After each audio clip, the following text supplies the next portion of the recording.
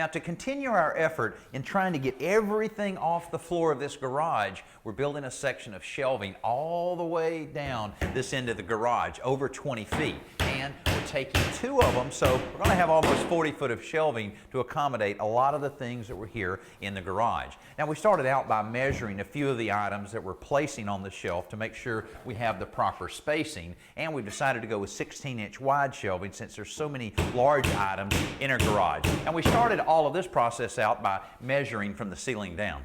We marked the height of each shelf on both ends of the garage and connected the points using a chalk line. Next, we located and marked all the studs and began attaching our 1x2 cleats to the wall. These cleats were primed and painted in advance to save time, and since they won't run the whole length, they have to be seamed at a stud location. Pre-drilling helps prevent the 2-inch drywall screws from splitting the cleats as they go in.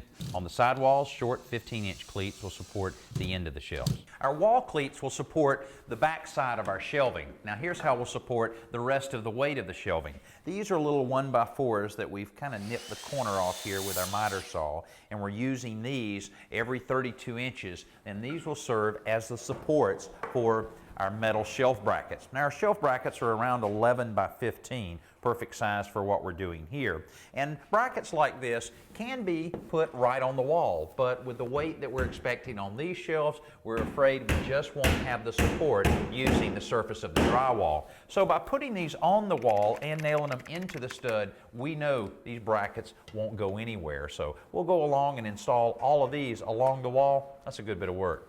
A scrap of wood on top of the cleat will hold the bracket flush while Greg drives the screws in.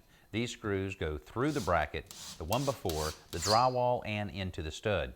When the brackets are all in, we begin measuring for the shelf boards.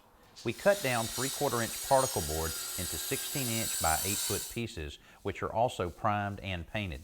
Each shelf will require 2 seams, and we're laying them out to land on a shelf bracket. The boards are cut at opposing 45-degree angles, so the narrow bracket supports both pieces.